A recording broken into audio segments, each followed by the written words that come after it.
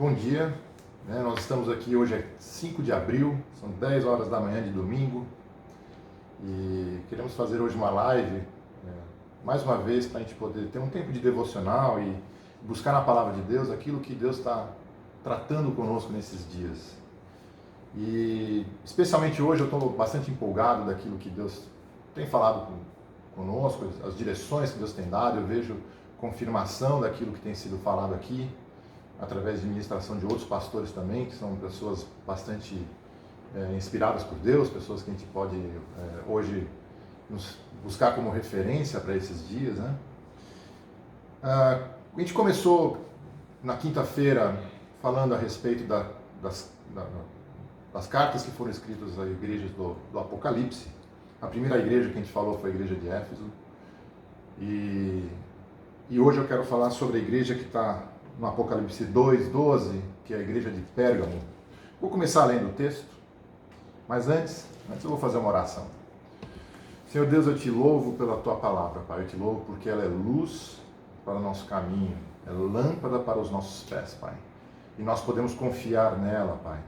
Nós depositamos nossa confiança às coisas que o Senhor nos ensina, Pai. Nossa fé não está fundamentada em coisas, em obras, em sistemas, em dinheiro. A nossa fé é fundamentada na tua palavra, Pai. Te louvo por isso em nome de Jesus. Amém. Apocalipse 2:12 começa dizendo o seguinte: ao anjo da igreja de Pérgamo escrevam: estas são as palavras daquele que tem a espada afiada de 2 gumes. Sei onde você vive, onde está o trono de Satanás. Contudo, você permanece fiel ao meu nome e não renunciou à sua fé em mim. Nem mesmo quando Antipas, minha fiel testemunha, foi morto nessa cidade onde Satanás habita. Assim como na carta à igreja de Éfeso começou, essa carta começa da mesma forma. O anjo destacando as qualidades da igreja. Destacando as qualidades da igreja. Quais são os pontos positivos que ela tem? E ele destaca o seguinte ponto positivo: é uma igreja fiel. Ou seja, que não se desvia e não aparta a sua fé em Jesus Cristo. Né? Ela se mantém fiel ao nome de Jesus, apesar do ambiente. Um ambiente hostil, onde eles são perseguidos. Ele menciona quando um dos servos é morto nessa cidade. Ele diz que essa cidade onde Satanás habita. Então é um lugar hostil, mas mesmo assim é uma igreja que ela é fiel. Porém, olha o que ele diz a sequência. No entanto, tenho contra você algumas coisas. Você tem aí pessoas que se apegam aos ensinos de Balaão, que ensinou Balaque a armar ciladas contra os israelitas, induzindo-os a comer alimentos sacrificados a ídolos e a praticar imoralidade sexual. De igual modo, você tem também os que se apegam aos ensinos dos nicolaítas. Portanto, arrependa-se, senão virei em breve até você e lutarei contra eles com a espada da minha boca. Como na outra igreja, como na igreja de Éfeso, a igreja de Pérgamo também tem algo que ela precisava rever na sua vida. É interessante que na igreja de Éfeso ele diz assim, né? Contra você tenho isto, uma única coisa, que se afastaram do primeiro amor, né? Que perderam o primeiro amor. Na igreja de Pérgamo ele diz assim: eu tenho algumas coisas contra vocês. Tem algumas coisas.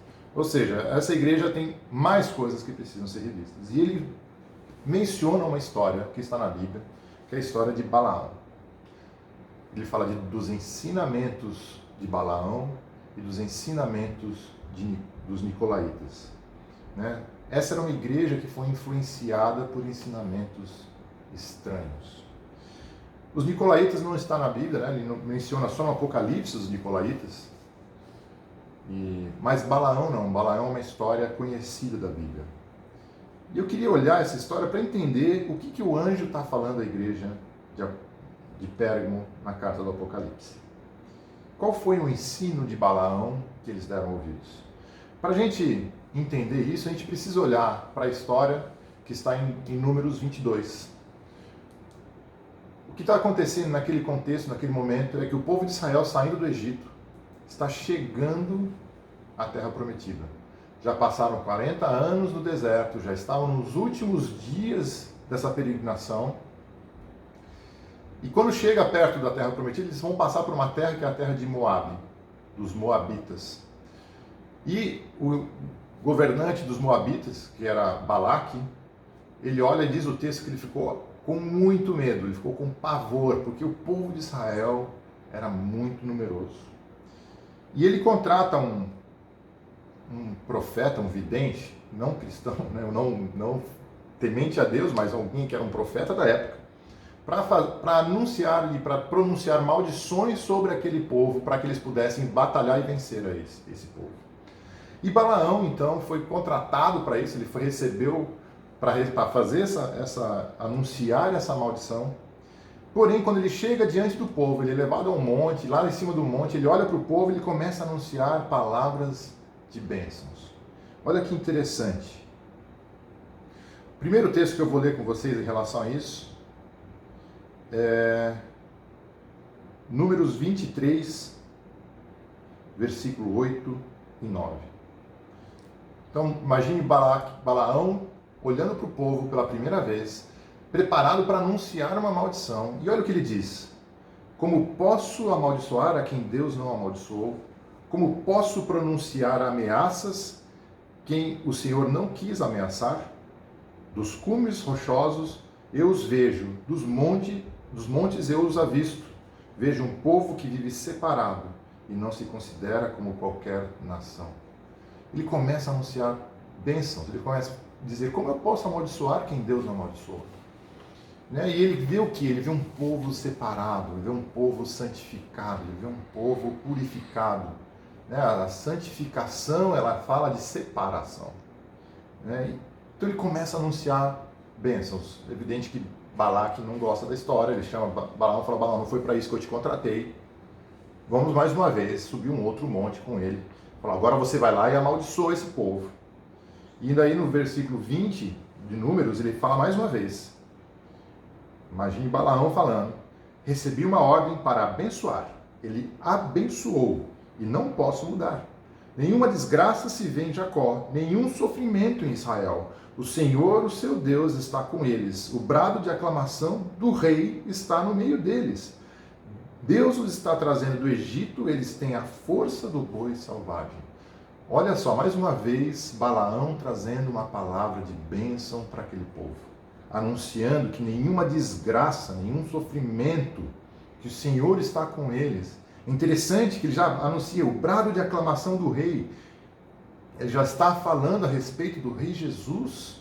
O brado de aclamação do rei está no meio do povo, está no meio deles. Esse é o povo que está chegando à terra prometida. E ele ainda diz que eles têm a força do boi selvagem. Bom, Balaque novamente não fica contente, chama Balaão para o próximo monte, subir um outro morro ao redor daquele povo, para que ele pudesse anunciar a maldição sobre eles. E novamente Balaão chega do cume do monte para anunciar o que ele tem a profecia, e diz o seguinte no Números 24, versículo 5: quão belas são as suas tendas, ó Jacó, as suas habitações, ó Israel. Como vales estende-se, como jardins que margeiam rios, como aloés plantados pelo Senhor, como cedros juntos às águas. Seus reservatórios de águas transbordarão, suas lavouras serão bem irrigadas. O rei será maior do que Agag, o seu reino será exaltado. Deus os está trazendo do Egito, eles têm a força do boi selvagem. Devoram nações inimigas e despedaçam seus ossos. Com suas flechas os atravessam, como o leão e a leoa, eles se abaixam e se deitam. Quem ousará despertá-los? Sejam abençoados os que o abençoarem, e amaldiçoados os que os abençoarem. Glória a Deus.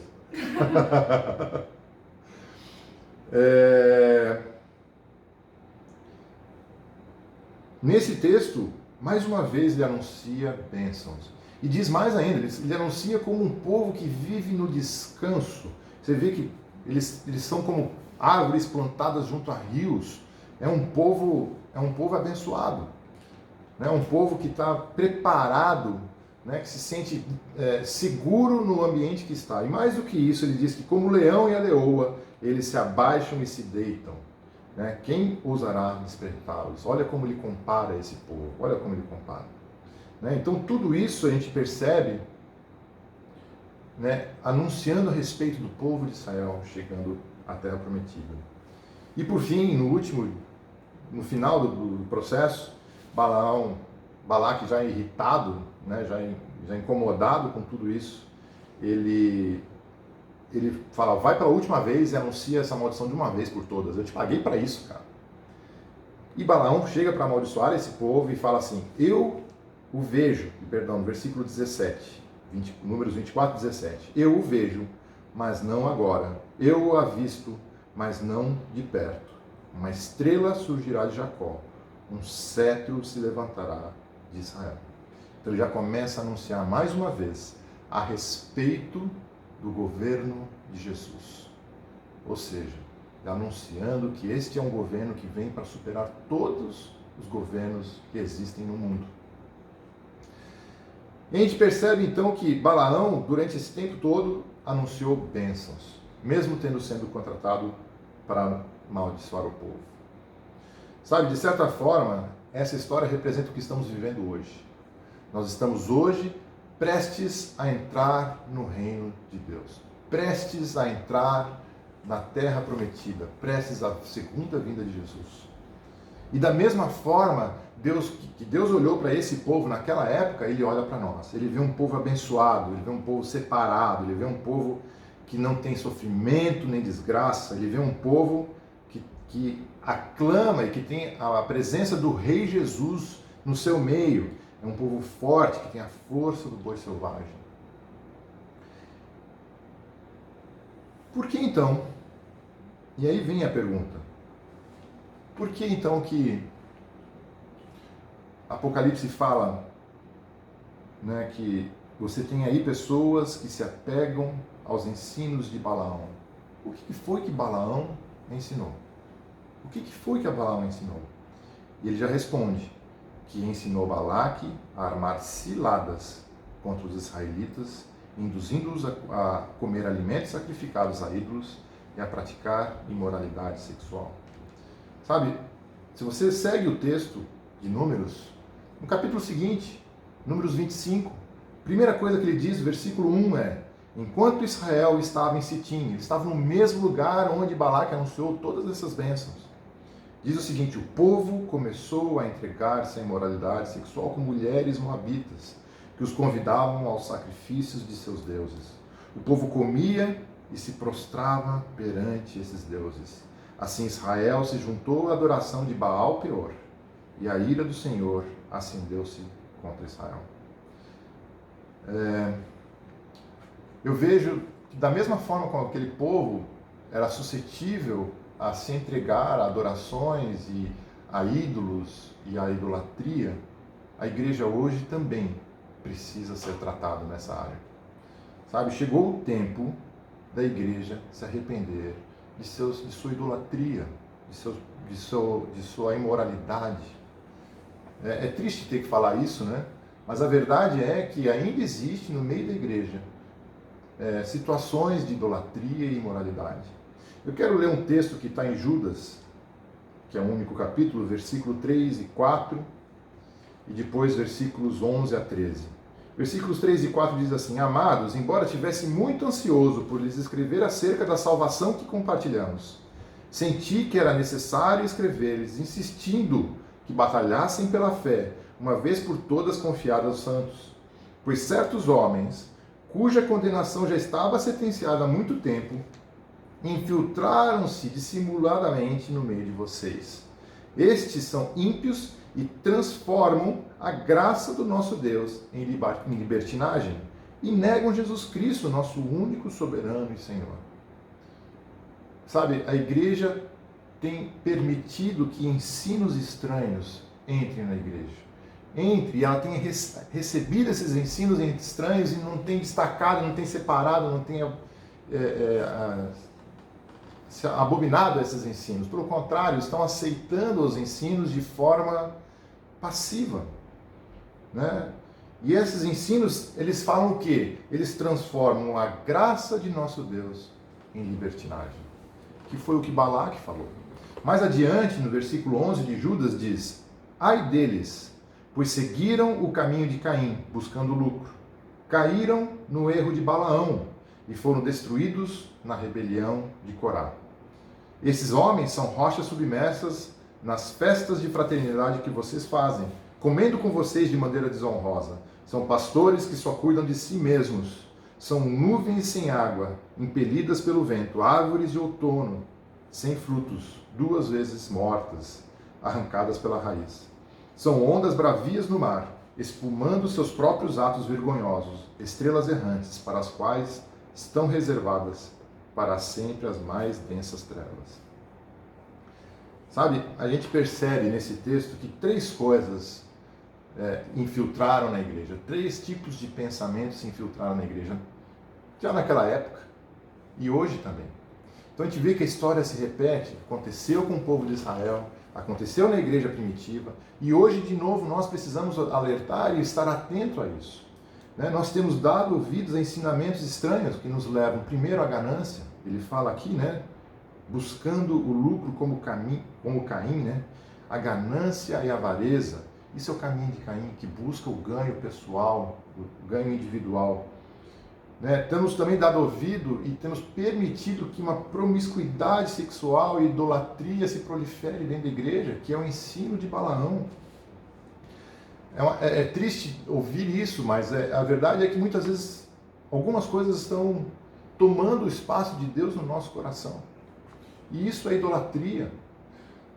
Se nesses dias você tem passado por incerteza e dificuldade e medo, é porque aquilo que você construiu sua fé está sendo abalado. E a palavra não é abalada, então você está construindo tua fé em cima de coisas que não é a palavra de Deus. A gente precisa entender isso. E por fim ele fala da rebeldia de Corá.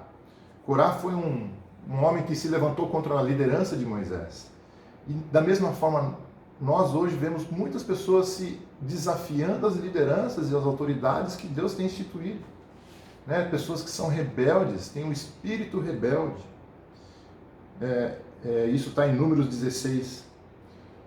Eu queria concluir dizendo que a gente precisa considerar o nosso coração. Avalie o teu coração. Deus está abalando tudo o que pode ser abalado.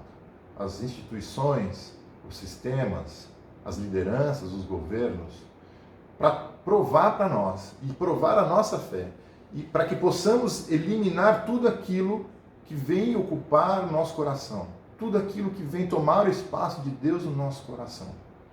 Se existe alguma idolatria, se existe alguma ganância, se existe alguma avareza, se existe alguma rebeldia, sonda o teu coração, valida isso no teu coração e peça perdão. O texto diz em Apocalipse,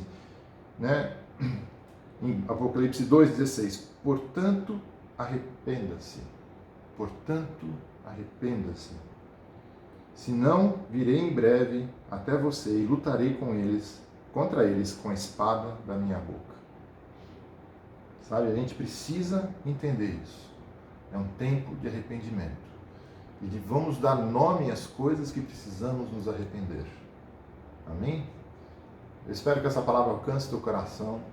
Eu não quero que ela chegue para você com um pesar. Pelo contrário, que a gente possa sondar o nosso coração. E isso possa gerar no nosso coração a determinação de ser ainda mais transformado e purificado pela palavra de Deus. Eu declaro isso na tua vida.